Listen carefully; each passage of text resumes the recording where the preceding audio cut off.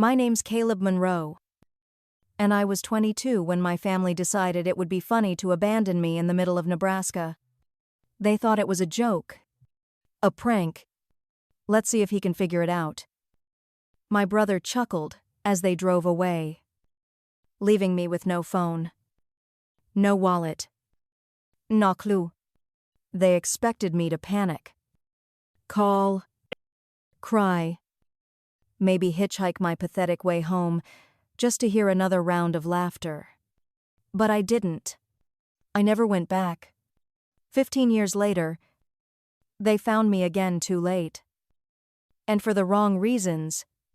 But I'll get to that. First, you need to know how I got here. That summer was already shaping up to be miserable.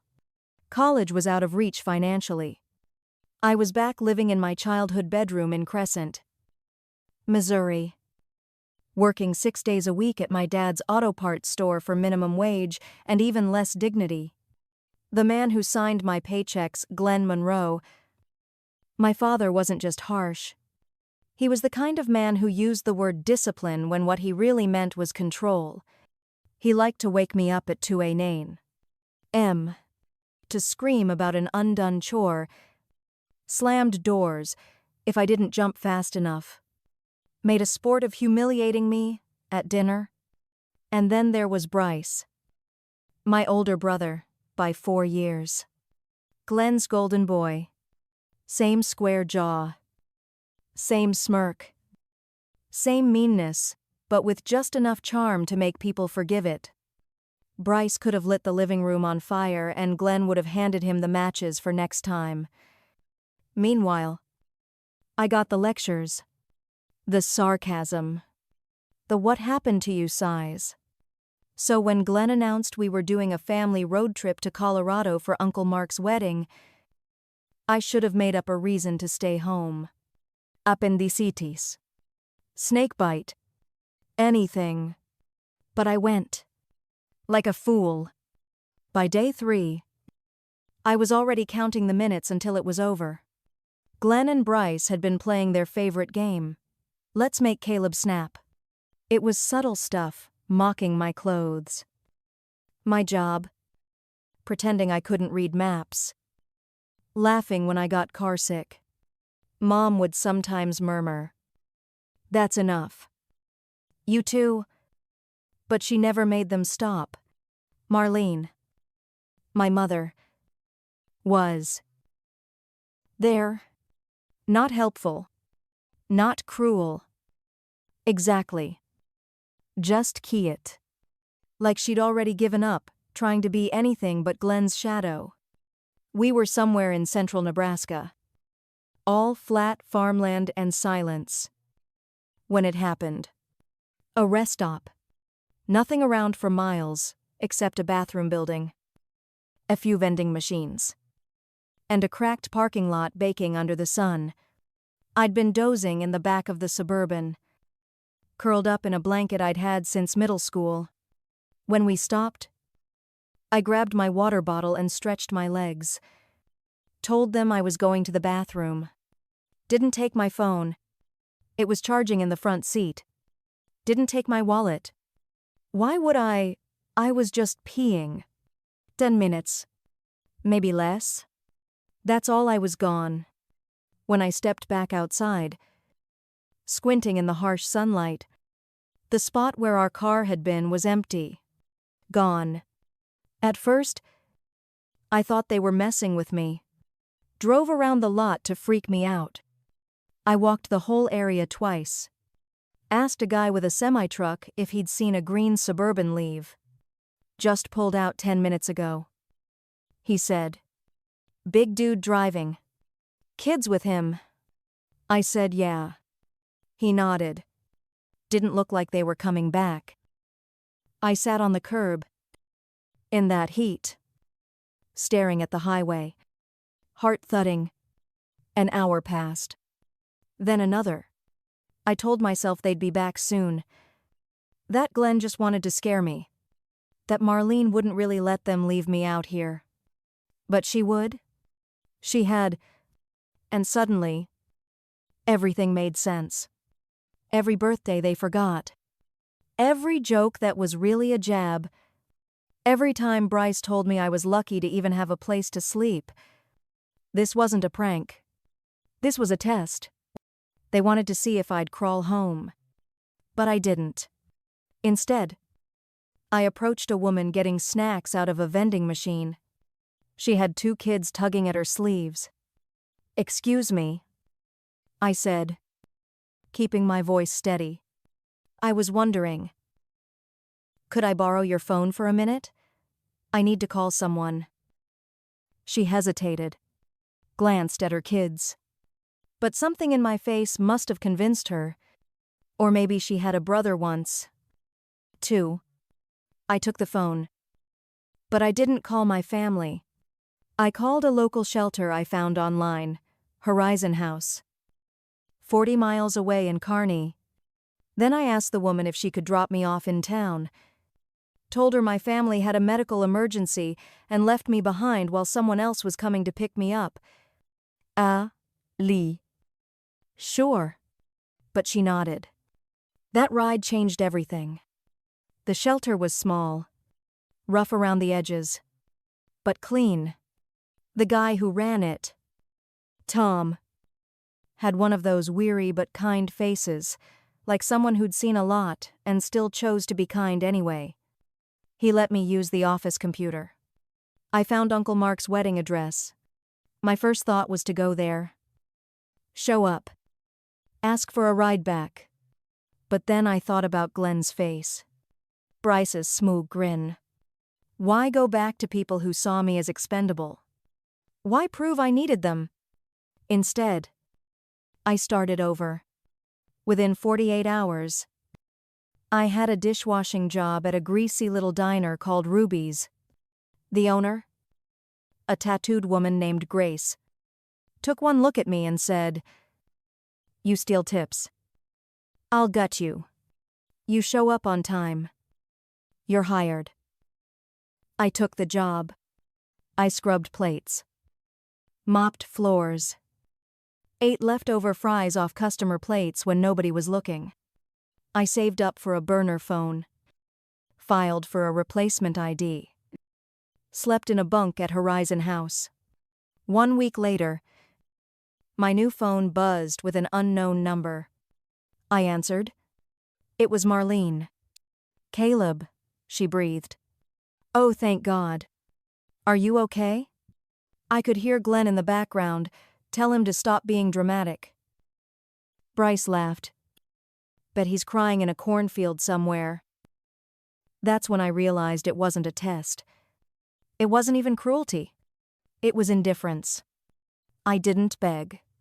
I didn't explain. I just said, "You wanted to see if I'd survive without you. Watch me." Then I hung up. Blocked the number. I never spoke to them again. Not once. And that was just the beginning. Ruby's diner smelled like burnt coffee and old grease. But it became my sanctuary. I worked every shift they'd give me. Mornings started with the clatter of pans, and Grace barking orders like a drill sergeant with a cigarette glued to her lip. Evenings ended with mop water that turned gray before I finished the first tile. It was hard work. Thankless. Sweaty. Brising. And it felt amazing. Nobody called me useless. Nobody threw my past in my face. Nobody laughed when I got something wrong. In fact, nobody cared who I was at all, which, for once, was a blessing. Within 3 weeks, I'd saved enough for a $200 a month room in a house shared with 2 other guys from the shelter. The walls were thin. The heat barely worked. But I had my own key. My own bed. My own space. It was the first door in my life that no one could slam in my face. Tom at the shelter helped me fast-track my paperwork for a new ID. Grace started paying me under the table until my documents came through. I even found an old laptop at a thrift store and taught myself how to budget with free online spreadsheets. Every time I opened my paycheck, even if it was barely enough to cover rent and instant noodles, it felt like a middle finger to the people who left me behind. But freedom doesn't come without baggage. I'd sit up some nights staring at the ceiling, phone in hand, scrolling through the messages piling up in my old email. Mom had written 6 times. First one said, "Please call." The next, "Your father is furious." Then, "We just want to know you're okay." Then, "Grow up." Bryce sent one too. "Dude. Come on. It was a joke. You're seriously acting like we left you in the desert." They didn't get it. They never would. This wasn't about getting ditched at a rest stop. It was about who they'd always been. And who I was finally choosing not to be. About a month into my new life, something unexpected happened. Grace started calling me rookie less sarcastically. One night, she tossed me a knife and said, "You're cutting onions now. Try not to lose a thumb." I didn't. I sliced onions for 3 straight hours and didn't cry, at least not from the onions. That's how I started moving up. I became Ruby's prep cook. Then the line guy for Sunday brunch. Grace showed me how to flip pancakes without mangling them, how to season chicken properly, how to yell at waitresses in a way that didn't get you stabbed. She wasn't warm, but she believed in me. That was new. One Sunday, after the place closed, she slid me a slice of leftover cherry pie and said, "Not bad. Kid. You ever think about culinary school?" I laughed, then realized she wasn't joking. Still, it wasn't all pie and praise. Loneliness hit in weird ways. I'd see families come in for dinner, moms ordering grilled cheese for their kids, dads sneaking bites while pretending they weren't hungry. And I'd feel this ache, this raw, empty space in my chest where something had been ripped out. On holidays, it got worse. The first Thanksgiving after the rest stop, I worked a double shift and came home to microwave stuffing and canned cranberry sauce. My roommates were gone. The house was quiet, and I watched Die Hard alone with a bottle of cheap beer. It should have been depressing, but it was still better than Thanksgiving at Glenn Monroe's table. Winter in Nebraska is no joke. I wrapped my coat around me like armor and biked to work through sleet more times than I can count. My hands cracked from the cold. My knees ached. But I never missed a shift. Grace noticed. One day in January, she handed me an envelope. "Bonus," she said. I blinked at the check. 150. I'd never gotten a bonus before. Never had anyone acknowledge my effort unless it was to mock it. That night, I bought a space heater for my room and a real pillow. I slept like I hadn't in years. 3 months after the abandonment, I checked my email one last time before deleting the account. The subject line read, "Your grandmother wants to know if you're alive." I stared at it for a while. My fingers hovered over the keyboard.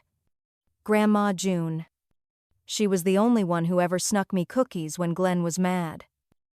The only one who called Bryce a little too clever for his own good. But if she really wanted to find me, she could have done it without going through Marlene.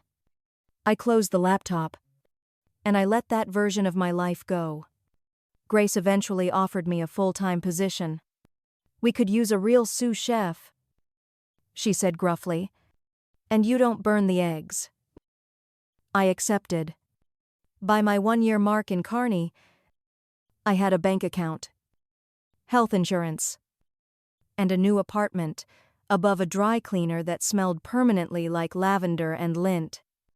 It was loud and the ceiling leaked, but it was mine.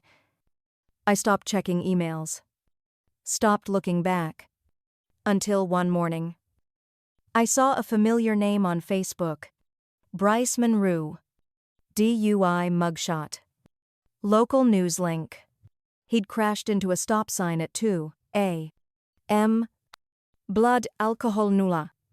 Shidzio. No one was hurt. Except the family's reputation. They used his high school football photo in the article. The same one Glenn used to keep on his office wall. That smirk, still there. But now, bloated. Washed out. Empty. I didn't smile. But I didn't cry either. Here's the thing about walking away from people who once held all the power over you. At first, it feels like jumping off a cliff. But eventually, you realize you didn't fall. You flew. Her name was Jenna. And she walked into Ruby's like she owned the place. First time I saw her, she ordered a black coffee and a Denver omelet with no onions. No mushrooms. Extra cheddar. Saturday at the counter with a textbook the size of a car battery and a highlighter in her teeth. Didn't even glance up when I poured her refill. Next week, she was back. Same order. Same seat. Same distracted look. Then again. Then again. By the third Thursday, I knew her schedule better than mine. Tuesdays and Thursdays. Always around 9:15 a.m. Always the same worn hoodie and messy ponytail. Always forgot to actually eat her food.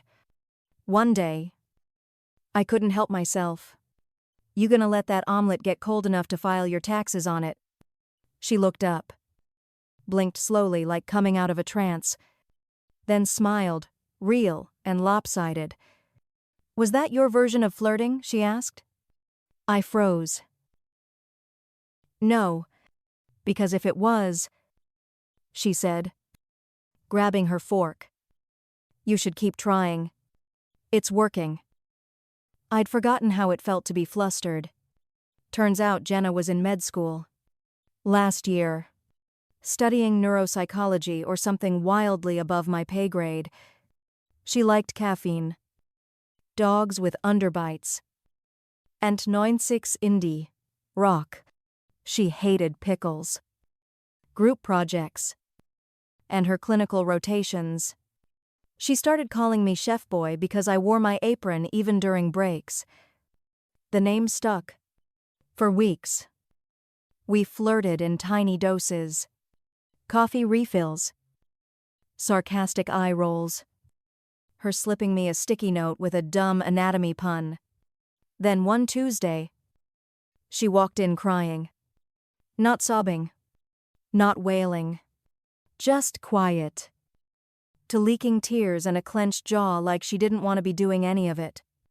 I didn't ask questions. Just placed her coffee in front of her and walked away. 15 minutes later, she came up to the kitchen window. Eyes puffy but clearer.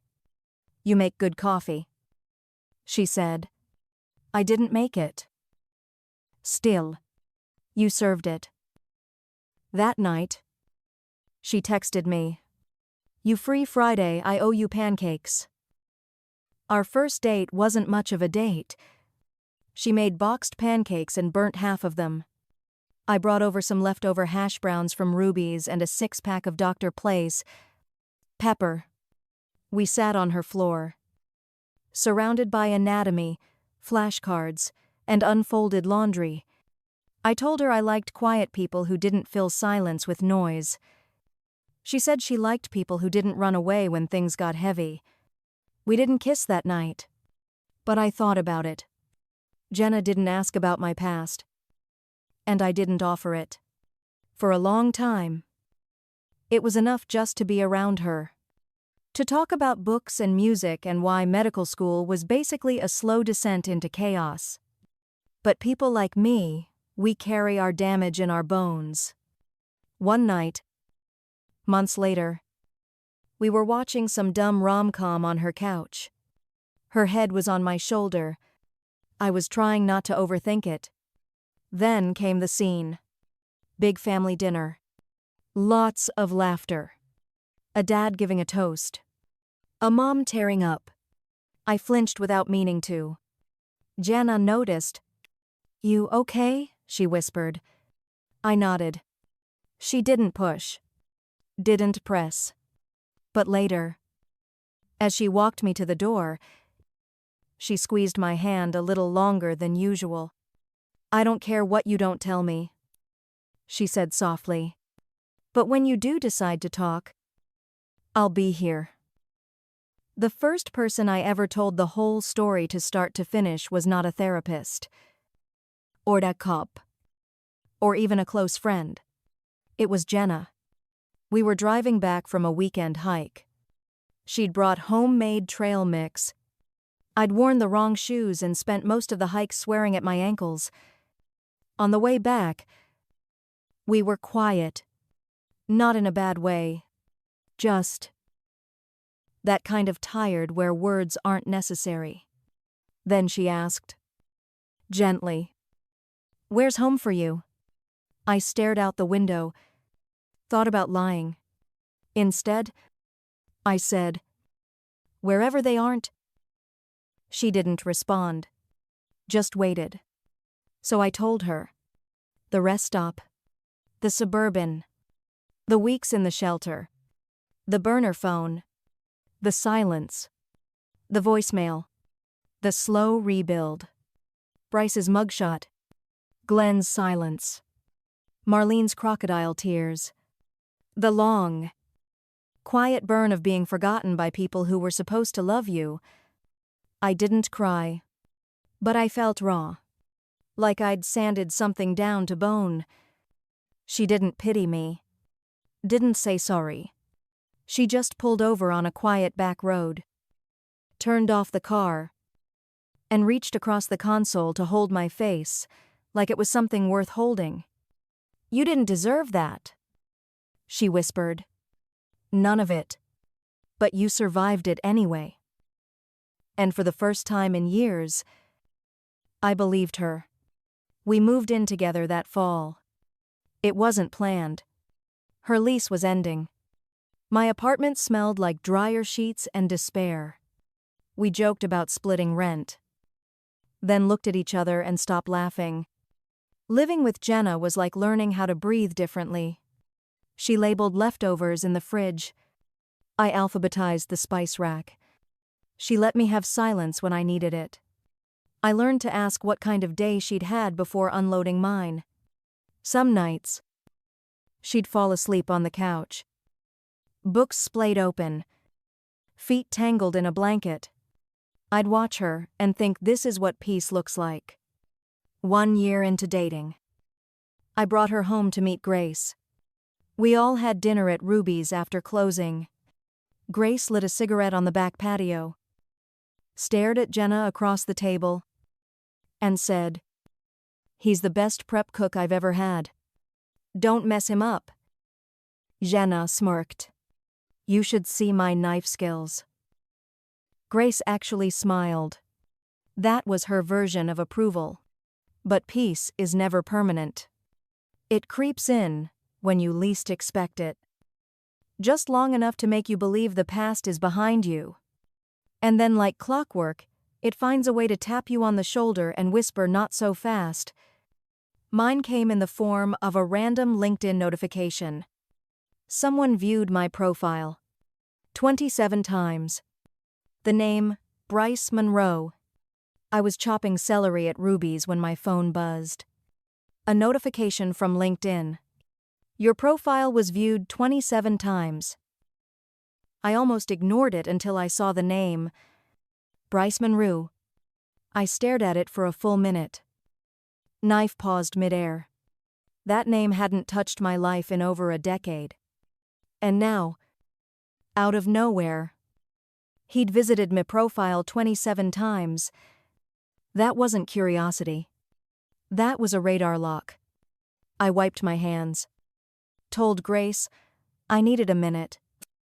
Stepped out the back door into the alley. The cold air hit hard. My heart was beating too fast for how still everything was. I hadn't seen or spoken to Bryce since the day they left me on that curb in Nebraska. 15 years. 15 years of silence. And now, suddenly, he's looking me up. What did he want? Money closure. Another laugh. I called Jenna that night. Told her. Tried to sound casual. She didn't say much at first. Then asked, "Do you want to respond?" I shook my head. Then realized she couldn't see me. No. I don't know what this means. Probably nothing, she said. But just in case it might be time to tighten your settings. She helped me adjust privacy on everything. Facebook. Instagram. Even my old Reddit accounts. We set up two-step verification and new passwords. But something in me was already rattled. 3 days later. It got worse.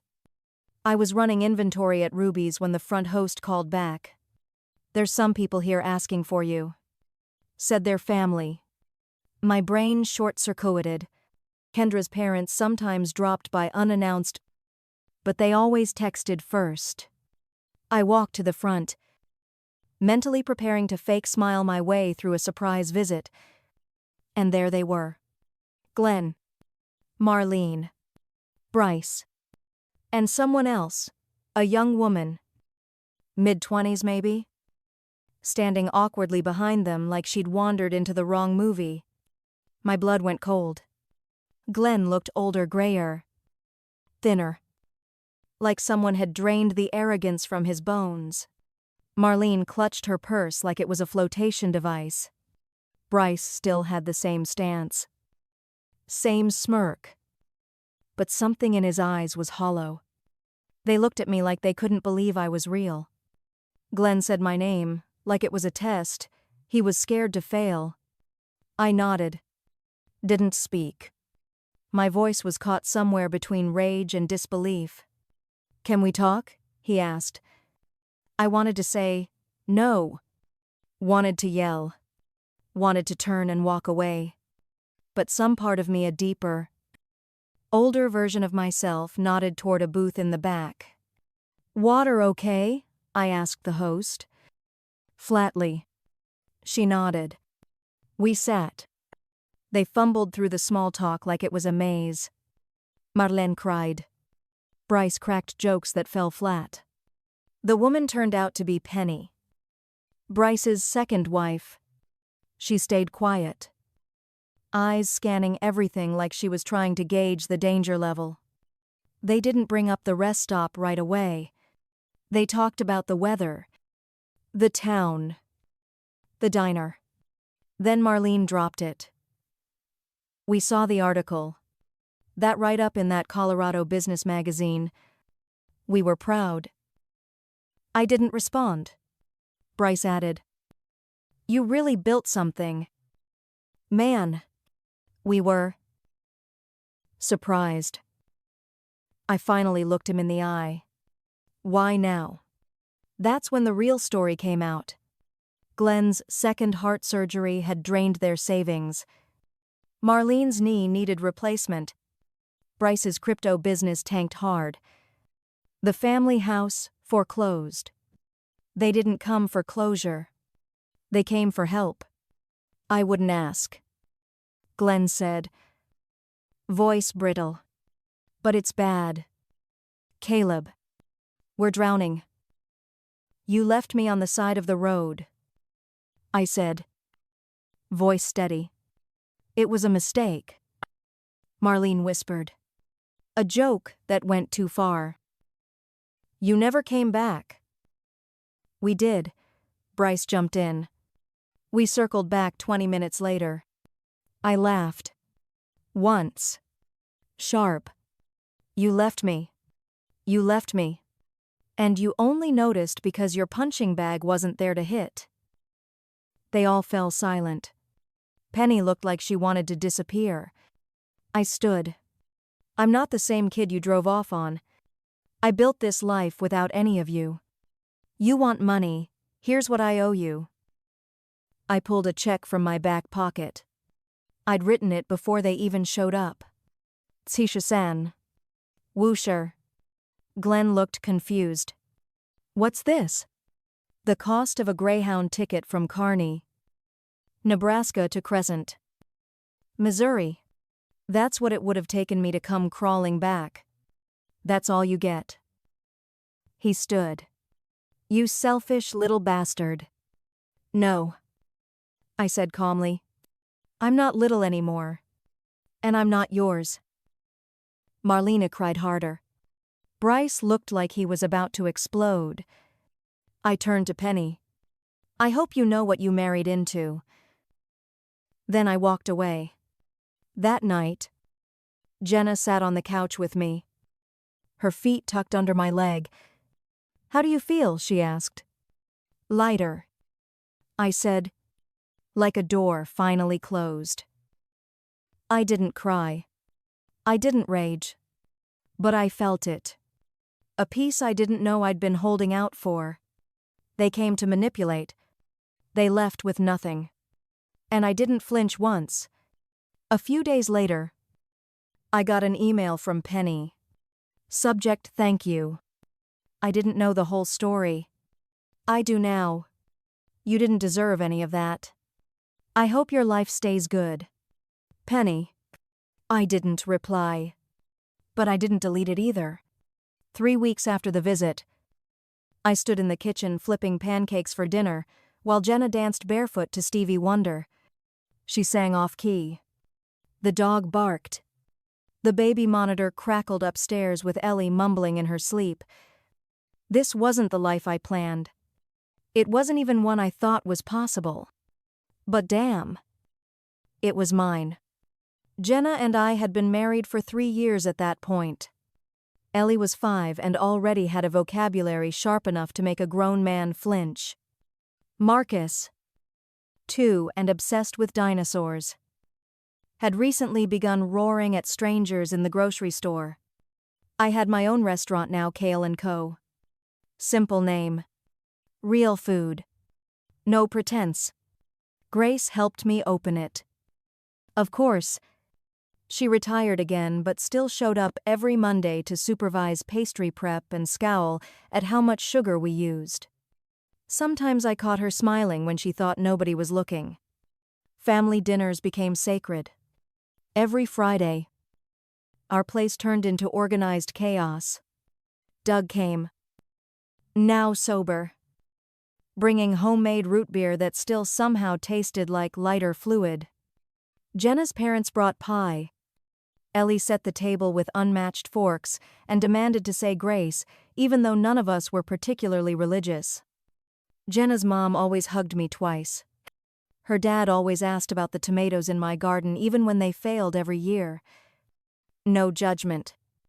No strings. Just presence. Real presence.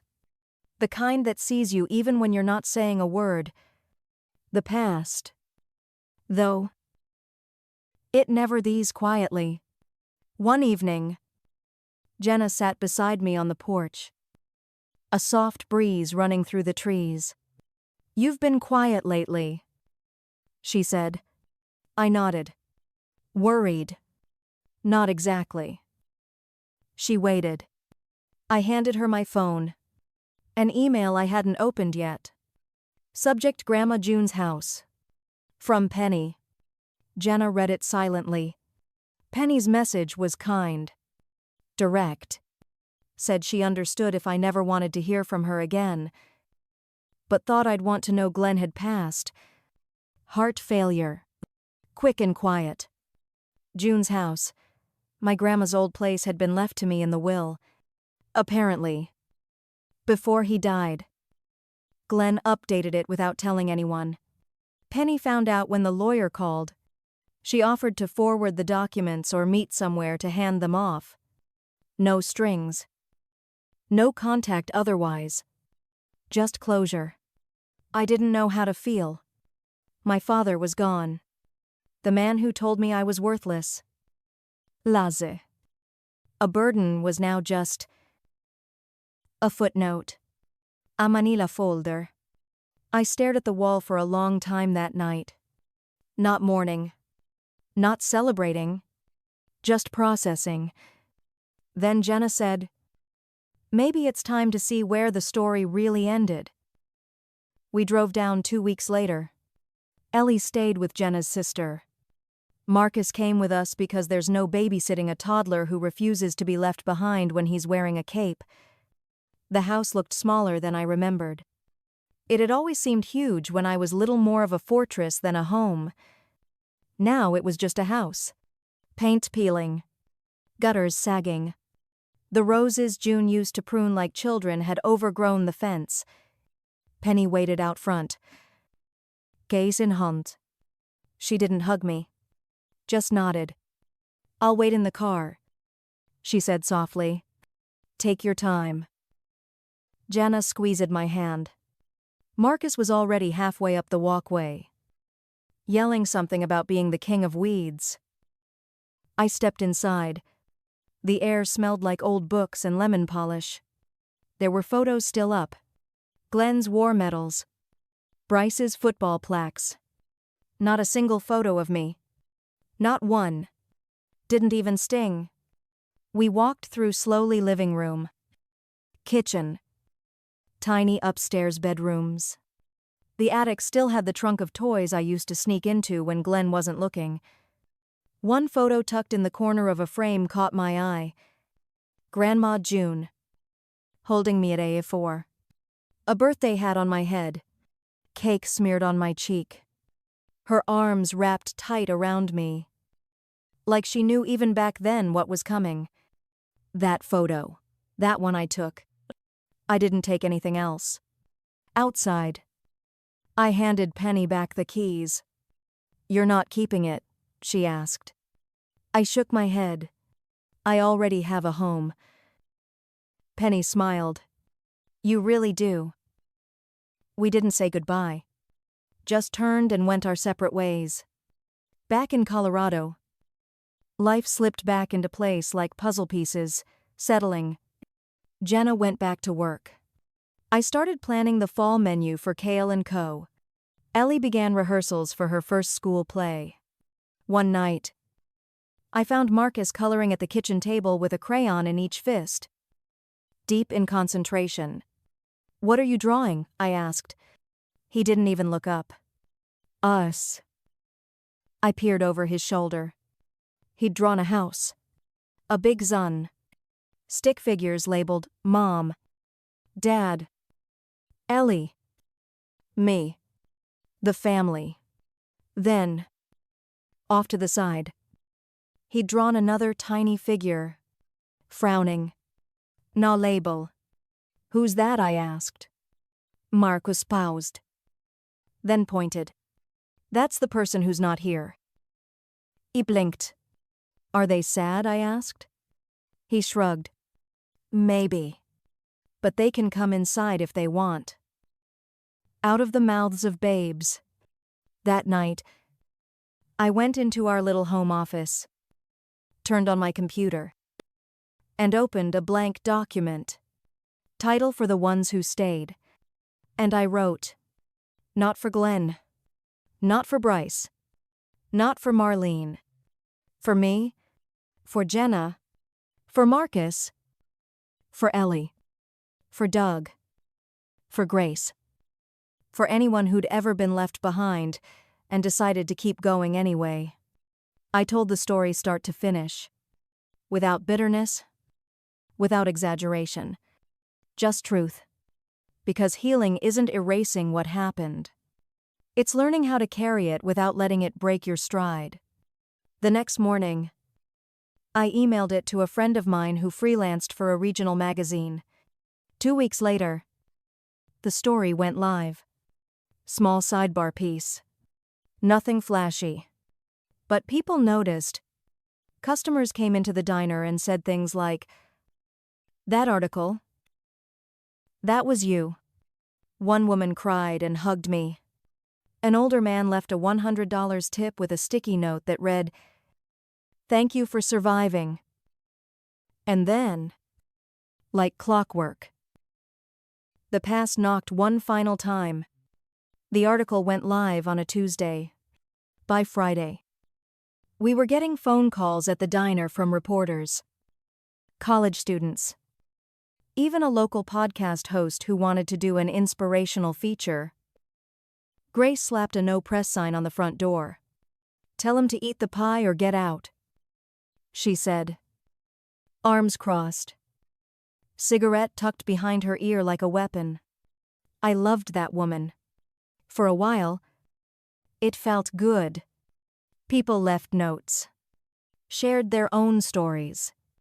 One guy told me over a plate of biscuits and gravy that he hadn't spoken to his dad in 7 years until reading mine. Even Jenna teared up one night and whispered, "You told it like it mattered." But fame, if you can even call it, that has a way of stirring things up. And like every storm I've ever survived, the worst part hit quietly. One morning, I found a handwritten letter in our mailbox. No return address. No postmark. Inside 3 sentences. Black ink. "You think you're better than us, you're not. You're still the same scared little kid." There was no name. No signature. Just the tremble of old rage dressed in new cowardice. I read it once.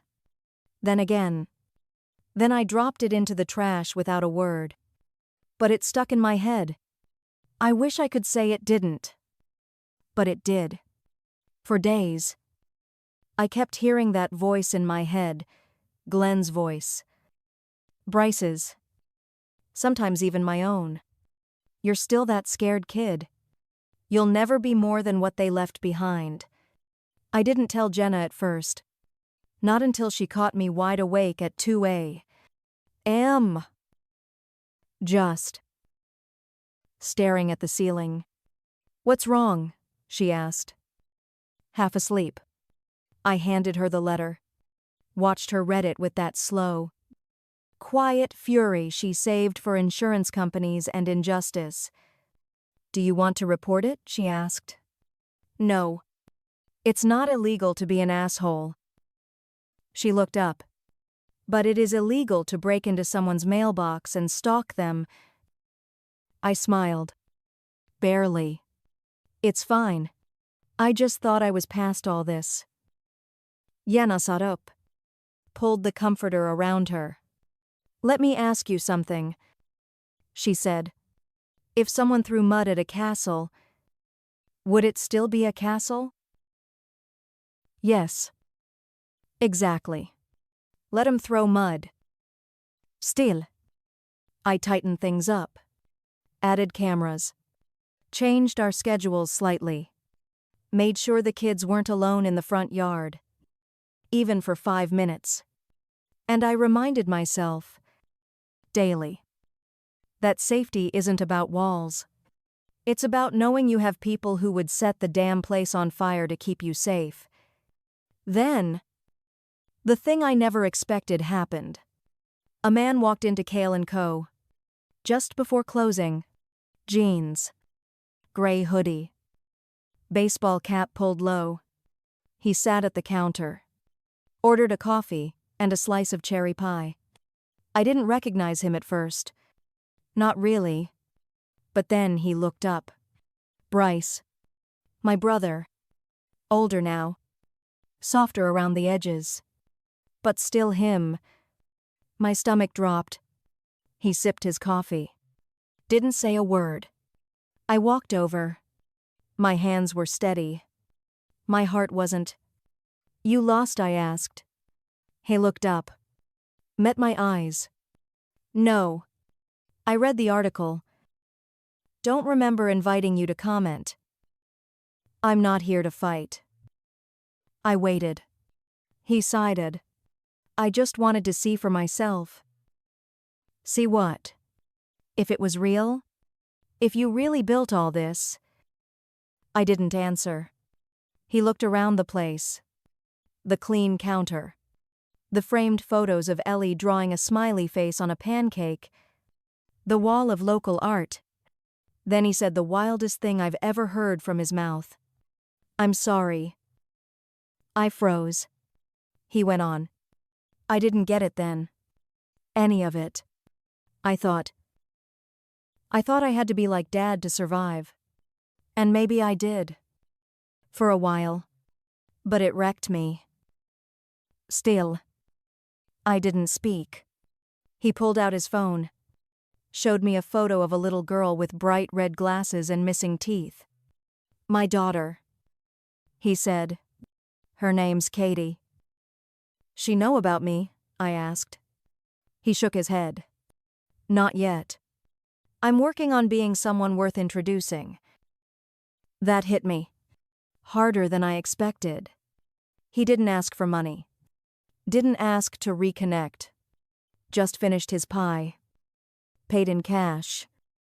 And left a $20 tip. At the door. He turned and said, I don't expect forgiveness. I just wanted you to know you were right. About everything. Then he walked out into the night. I didn't tell Jenna until the next day. We were folding laundry again. Like we always did on Sundays. A looked different. I said. Like he's tired of his own lies. She raised an eyebrow. You believe him? I shrugged. Doesn't matter if I do. What matters is that I didn't need anything from him. She smiled. That's what winning looks like. Who? No. I kissed her forehead. This is what winning looks like. Later that week, I got another letter. Also unsigned. Also typed. But this one said, Thank you for telling the truth. I didn't know you back then. But I wish I had. Your story saved me from going back to my own Glen. I kept that one. Framed it. Hung it in the back office above the coffee maker. Because sometimes revenge isn't about payback. It's about breaking the chain. It's about becoming the kind of person who doesn't need to hurt people to feel strong. These days, I wake up before the sun, pack lunch for the kids, kiss my wife goodbye on her way to the clinic, check the tomatoes still not thriving, but I keep planting anyway, and open the diner with a full heart. I haven't spoken to Bryce again. Haven't heard from Marlene or Penny or anyone else. Maybe I will one day. Maybe I won't. Doesn't matter. The chapter's not just closed. The whole book is shelved. Here's what I've learned. You don't owe people access just because you share blood. You can outgrow pain without pretending it never happened. And the best kind of revenge isn't loud. It's quiet. It's consistent. It's a full fridge and a dog that waits by the door. It's a kid who draws you into every picture. It's someone who sees every broken piece of you and stays anyway. I never made it back home. I built something better. I built me. Story 2. I'm Marcus. 32 years old, and for the past decade, I've been my family's unofficial safety net. You know that one person every clan has, the one who bails everyone out when bills go unpaid? Who lends money nobody ever pays back? Who always picks up the tab so no one winds up sleeping in their car? That's me. I never said a word because I believed that's what family does. You step up. You take care of one another. Having grown up with very little, I told myself that the day I made it, I'd spare my loved ones from the same struggles I endured. But over time, I learned there's a big difference between generosity and being taken for granted, and what happened on my birthday this year drove that lesson home. It was supposed to be a simple, heartfelt gathering, no extravagance. Just the people I love. Good food. A chance to laugh. To reconnect. To catch our breath from the chaos of everyday life. I booked a private room at a cozy local restaurant, classy but not over the top, and prepaid a $400 non-refundable deposit. I picked a spot central to everyone's neighborhood, so distance couldn't be used as an excuse. Then I sent out calendar invites by email and text to Mom and Dad, my older sister Kendra and her husband Tom, my younger brother Jordan. Even my cousin Ray and her boyfriend who, like clockwork, shows up uninvited to every family event, but never does the same for me. I waited. And I waited. When the RSVPs started rolling in, or, more accurately, I realized I was the only one who actually cared enough to commit. That's when the stinging truth hit me. Being everyone's safety net doesn't guarantee they'll catch you when you fall. Sometimes, it just means you're the first to give, and the last to matter. I followed up with reminders the week before, and again 2 days before. Just to be sure. The day came, and I was excited. I wore the blazer my mom got me last Christmas. Arrived 15 minutes early. Double-checked that the staff had the cake ready and waited. And waited. At first I brushed it off. My family runs late. Maybe traffic. Maybe someone's kid had a last-minute diaper explosion. I ordered a drink. Scrolled through my phone. And smiled at the thought of everyone eventually piling in out of breath and full of apologies. 30 minutes passed. Then 45. Still no one. I texted the group chat. Hey. Everything okay? I'm here when y'all are ready. No reply. An hour in. I felt that first pang of something ugly. Not anger. Not yet. But a tight knot in my chest. Embarrassment. I looked around the room. Still perfectly set. Candles flickering over untouched silverware. The waiter stopped by with a polite, pitying smile and asked if I'd like to order. I told them I'd wait another 10 minutes. That's when my phone buzzed with a notification from Instagram. I opened it and my heart dropped. There it was. A new post for my sister, Kendra. A group photo at a steakhouse. Not just her and her husband, but everyone. Everyone. Mom. Dad. Jordan Ray. Even cousin Ray's boyfriend. Grinning like this was the highlight of his month. The caption read, "Family night. Grateful for the real ones. #blessed. I felt like the air had been knocked out of me. I just stared at the screen. Frozen. It didn't make sense. I scrolled through the comments. My aunt had replied, "It looks like so much fun." Missing Marcus and Kendra had the nerve to comment back. He had his own plans tonight. I think my own plans were to be sitting at this very table with them. I didn't even feel sad at first. I felt numb. Then the nausea kicked in. I didn't respond. I didn't comment. Didn't text. Didn't call. I stood up. Handed the waiter a tip that cost more than the untouched drink. I barely sipped and walked out of that restaurant with my hands shaking on the drive home. My emotions shifted from confusion to humiliation. And finally to something else entirely. Clarity. This wasn't an accident. This wasn't a scheduling error or a miscommunication. This was deliberate. And the worst part, it wasn't even the first time something like this had happened. I thought about last Christmas when they forgot to tell me the dinner had moved to Jordan's house. I thought about the family group chat, where I always seemed to get tagged last or not at all. I thought about Kendra's bridal shower 5 years ago. How she made a speech, thanking everyone but me. Even though I'd paid for the damn cake and the custom decorations. I had written it all off as carelessness. As people being people. But this was intentional. This was exclusion. Dressed up in steak dinners and hashtags. And I started thinking about just how much I'd done for them over the years. The $500 I sent Mom every month to cover her rent in that senior apartment complex. She loved the fact that Dad hadn't paid for his car insurance out of pocket since 2018. Because I'd automated it through my own bank account when he got laid off and said, I'll pay you back as soon as I'm on my feet again. Spoiler alert, he never did. Kendra and Tom's wedding photographer, me Jordan's security deposit when he moved to Atlanta. Also me. Ray's emergency dental bill. Yep.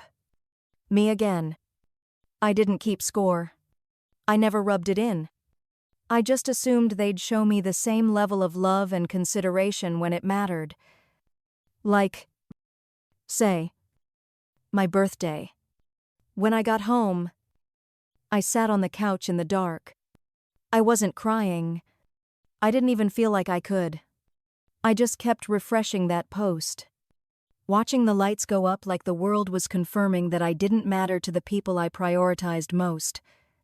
I could have texted something snarky. I could have called and demanded answers. But instead, I did something else. I opened my banking app. The rent transfer for Mom canceled her building. Would send her a notice in a few days. The automated payment for Dad's car insurance gone. The policy would lapse if you didn't act fast. I went down the list. Each auto payment. Each small favor. Each silent, thankless transaction that had become part of my monthly routine, canceled one by one. And then, for good measure, I posted a story on Instagram. Not petty. Not dramatic. Just a photo of my untouched birthday cake with a caption that read, "Reminder, I'm the one who pays Mom's rent and Dad's car insurance." No hashtags. No tags. No names. But they saw it. I know they saw it because the next morning my phone exploded. Missed calls from Mom. Texts from Dad asking if everything is okay. Even Jordan sent a message. "Dude. Kendra said you're being dramatic. We didn't think you'd care." Kendra. Of course. We had the gall to write, "Wow. If you had an issue, you could have said something. No need to air dirty laundry like that." Right. I was the one airing dirty laundry. Not the people who ghosted me on my birthday for a family night. I wasn't invited to. But I didn't answer. Not one of them. I left every text on read. Every call to ring out. I went silent. I wasn't even sure what I wanted from them. An apology or a reason. Maybe I just wanted them to sit in the silence for once. To feel the absence of me the way I'd felt theirs. Let the utilities lapse. Let the rent notices pile up. Let them wonder if maybe, just maybe, the person they'd overlooked had finally stopped showing up. And the thing is, that was just the beginning. I didn't expect the silence to hit them so fast or so hard. By the afternoon, Mom had called 4 times. The last voicemail she left was oddly chipper. "Hey. Honey. Not sure if you got my message earlier. Just wanted to check in. I think something weird happened with the rent this month. Maybe a glitch. Anyway. Love you. Call me a glitch." Right. As if the sudden reversal of all financial help I'd been providing was some kind of bank hiccup and not a wake-up call with a siren blaring bearing. Then Dad texted, "I got a notice about the insurance. You sure you didn't forget to update the card? Looks like it's overdue. Call me when you can." Like it was a minor oversight. Like I had somehow dropped the ball when the truth was I'd been carrying the entire team for years. And then there was Kendra. Oh! Kendra. Her first message was short and smug. "Seriously. Marcus. You're embarrassing yourself. We didn't exclude you. We just wanted a chill dinner. You're taking it way too personally." When I didn't respond, she followed up an hour later with, "You could have just said you felt left out. You didn't need to make Mom and Dad freak out like this." I stared at that one for a while. What got me wasn't even the gaslighting. It was how quickly she pivoted from mocking me to blaming me for the consequences of their actions. Like I had somehow caused all this by reacting to their cruelty. Instead of the fact that they'd orchestrated it in the first place. It wasn't about feelings. It was about a choice. A deliberate one. They didn't forget me. They didn't think I wouldn't care.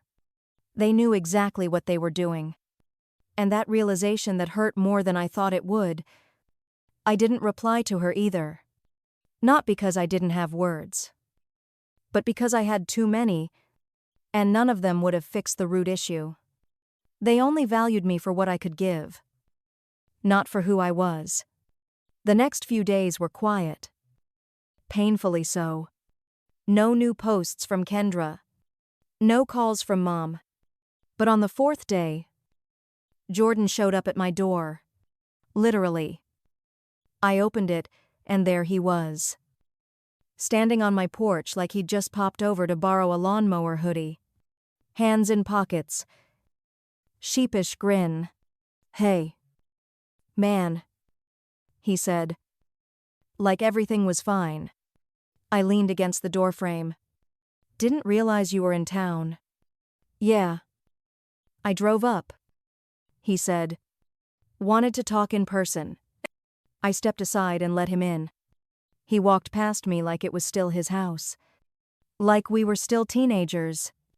Like he hadn't skipped out on my birthday dinner without even a text. He sat on the couch and patted the cushion next to him. "You mad?" That question lit something in me. I didn't sit down. "Matt," I repeated. "No." I was humiliated. "There's a difference." He held up his hands. "All right. Fair. But come on. You really think it was some big conspiracy? We just wanted a casual night out. Nobody was trying to hurt you." I walked to the kitchen. Grabbed a glass of water just to give myself something to do. Something to hold. I stared out the window for a second. Then turned back to him. "Jordan. I wasn't invited." He frowned. "That's not true." "Then why didn't anyone say anything when I sent the invites? Why did no one reply when I texted from the restaurant? Why did Kendra say I had other plans? You knew I was sitting alone in a private room and you posted a group photo like I was a stranger." He looked away for a second. Rubbed his jaw. "We didn't think you'd care." "Man. You always seem so, I don't know, self-sufficient." I laughed short. "Bitter. You mean because I pay for everything? Because I never ask for anything in return?" He didn't say anything. "Yeah," I said, nodding. "That's what I thought." A looked uncomfortable. "Look. Mom and Dad are freaking out. They're saying the rent-off is called. And Dad's worried about the car. Can you just maybe give them a heads up before you do stuff like this?" I walked over slow and set the glass down on the coffee table. "I've been giving them heads-ups for years. Jordan.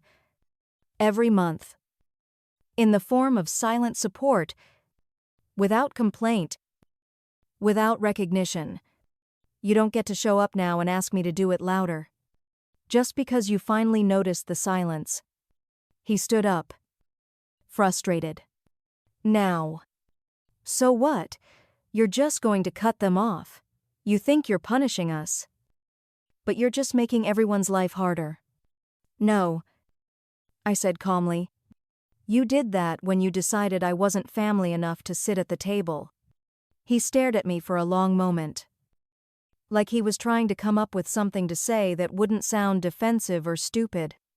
He didn't find anything. "I should go," he muttered. I nodded once and opened the door for him. He paused in the threshold. Turned back. "This feels petty. Marcus. Then maybe you've forgotten what being left out feels like." I shut the door behind him. Locked it. I stood there for a few minutes. My hand still on the knob. My heart pounding.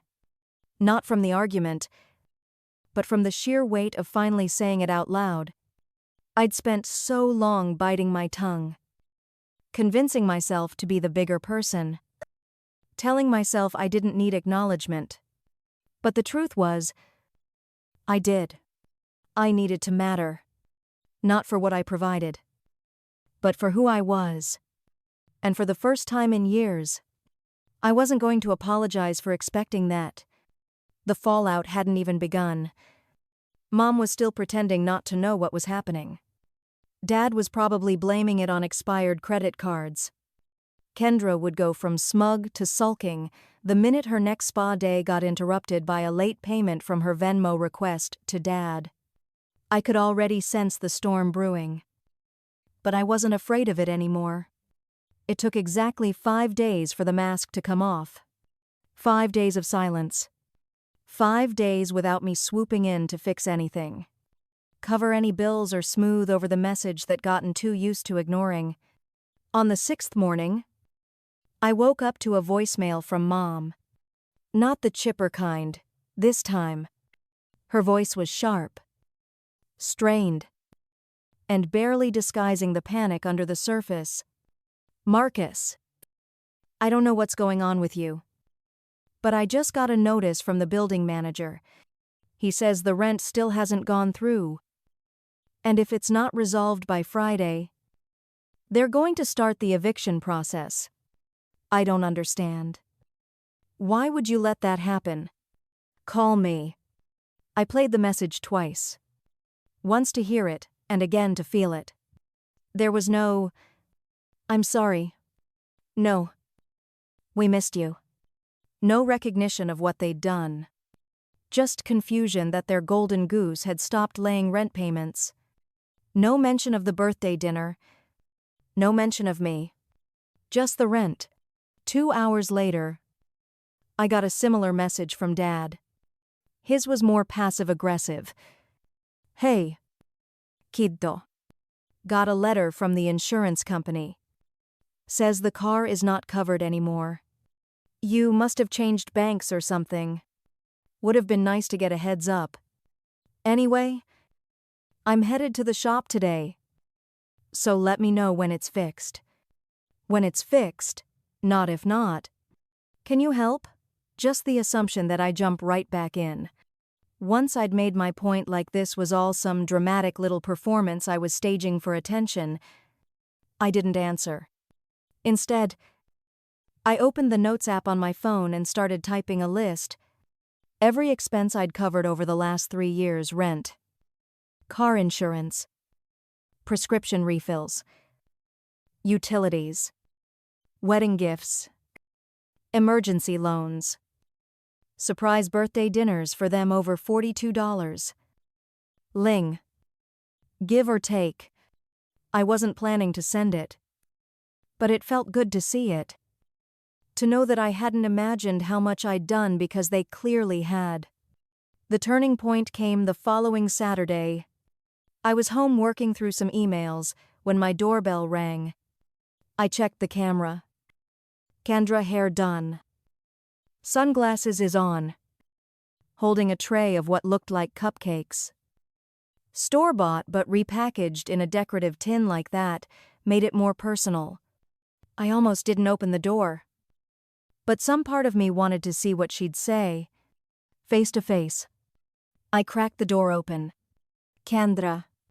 She gave a fake smile. "Hey. Thought I'd drop by. Brought cupcakes." I didn't reach for them. "Why?" Her smile faltered. "Because it's your birthday week." Well, it was. And I know things got a little weird. I leaned against the frame. "Weird." She sighed dramatically. "Okay. Tense. But you've kind of made it tense." "Marcus. You blew up the group chat with that post." I raised an eyebrow. I didn't say anything in the chat. "You know what I mean," she said, brushing past me into the living room like she owned the place. "You posted that whole thing about paying Mom's rent and Dad's insurance, and now everyone's freaking out, thinking you're cutting them off." I shut the door and turned slowly.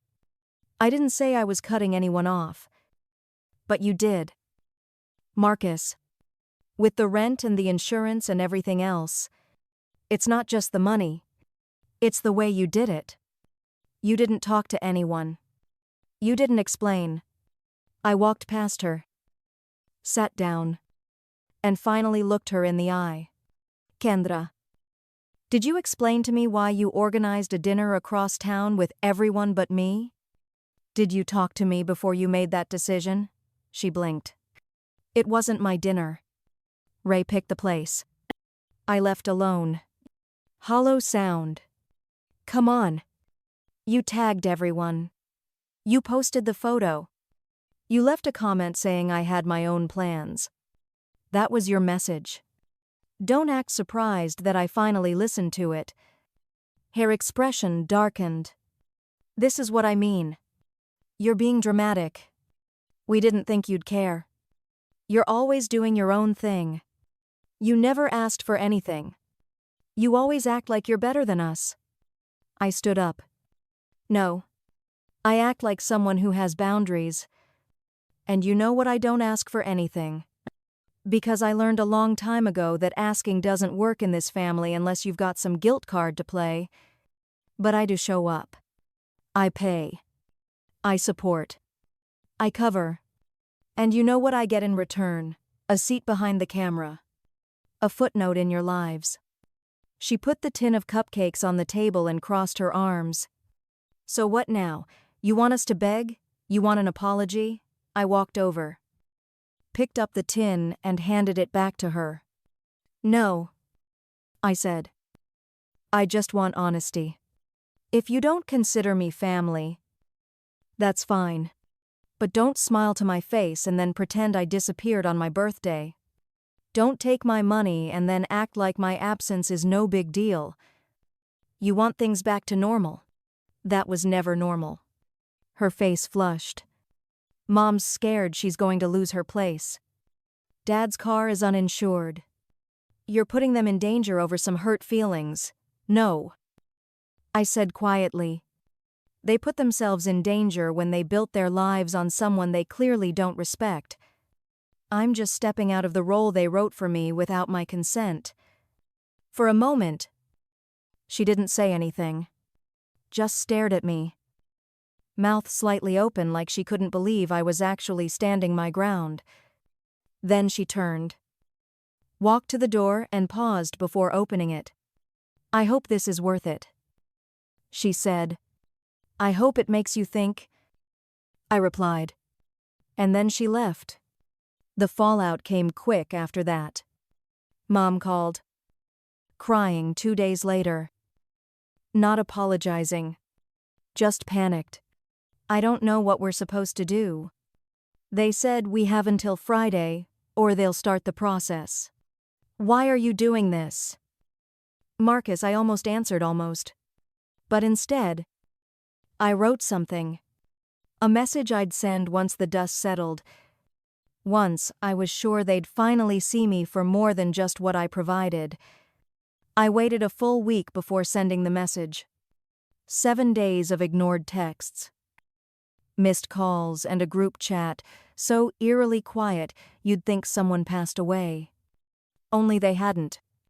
They'd just lost their free ride, and they were starting to realize it. Mom texted me 5 times in one day. Once to beg. Once to guilt trip.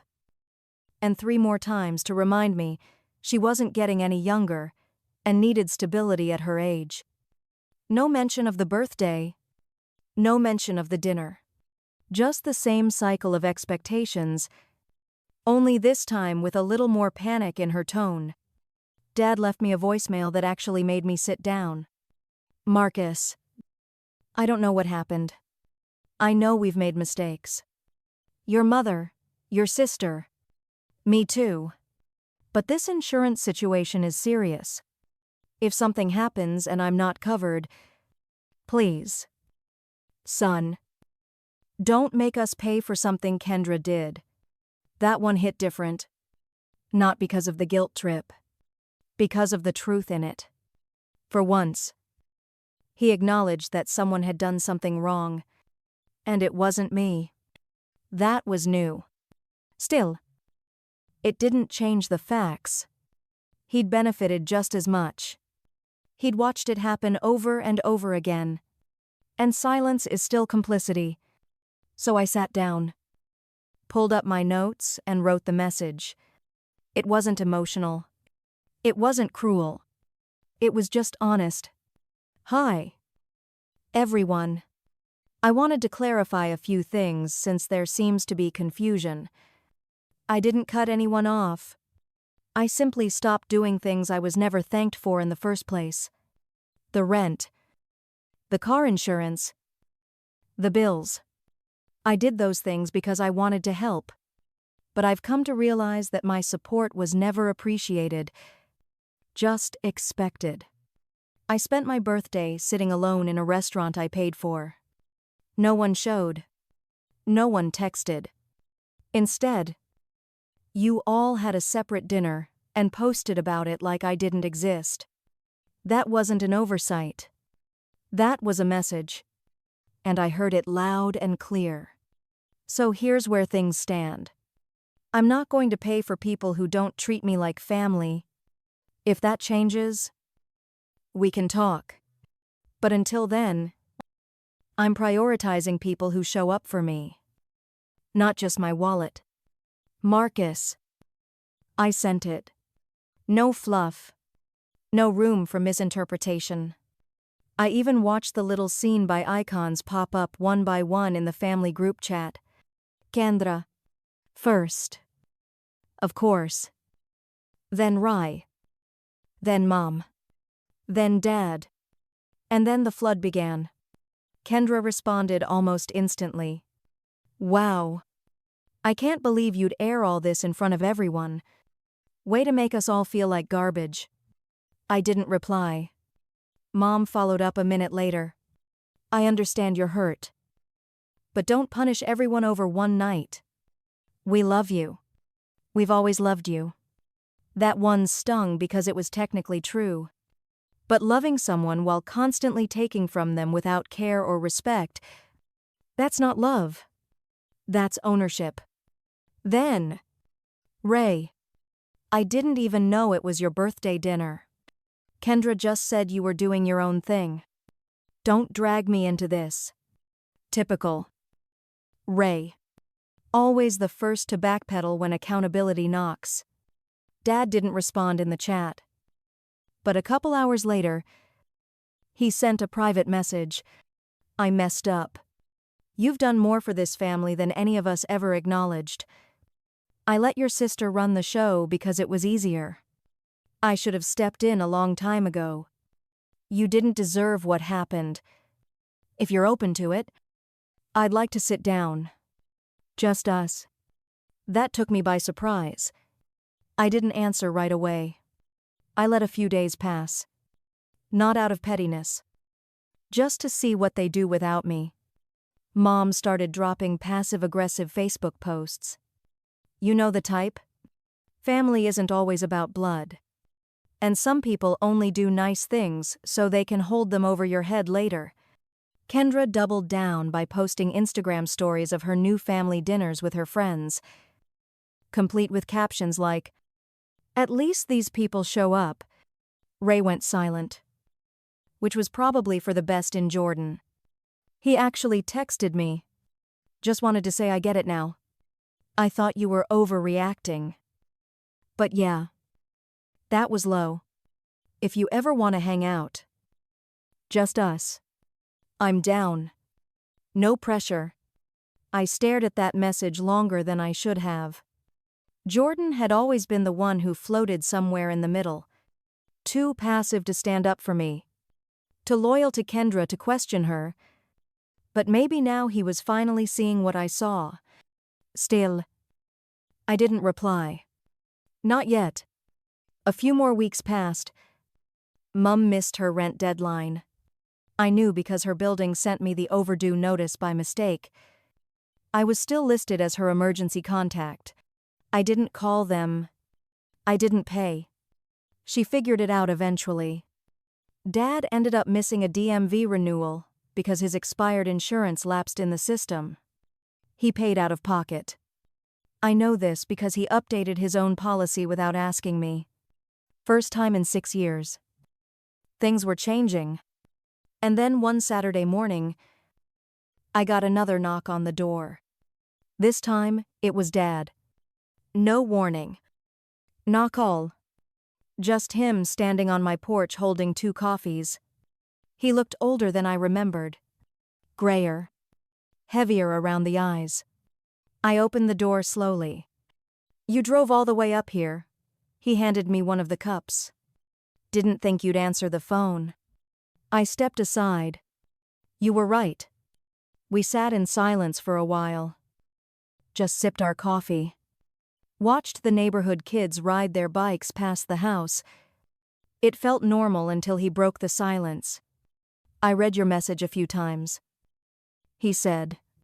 I think I needed to see it in writing. I didn't realize how blind I'd been. I didn't say anything. I let Kendra do too much of the talking. She's always been the loud one. You've always been the quiet one. And I guess I just let her fill the space. I nodded slowly. She didn't just fill it. Dad. She used it. Weaponized it. He winced. Yeah. She did. Another pause. "I'm not asking for money," he added quickly. "I came here because I wanted to apologize. Not because I'm losing something, but because I already lost something. You and I don't want to keep doing that." That caught me off guard. It was the first real apology I'd ever heard from him. That didn't come with a condition or an ask. Just honesty. I set the cup down. "Thank you," I said. "That means more than you probably know." He nodded. "I'm not perfect. But I'm learning. And I hope one day the rest of the family learns too." After he left, I sat with it all. Let it sink in. I wasn't angry anymore. Not really. I was just tired. Tired of being the one who kept the engine running while everyone else got to ride in the passenger seat. But now they were finally learning what the road looked like without me. Weeks turned into months.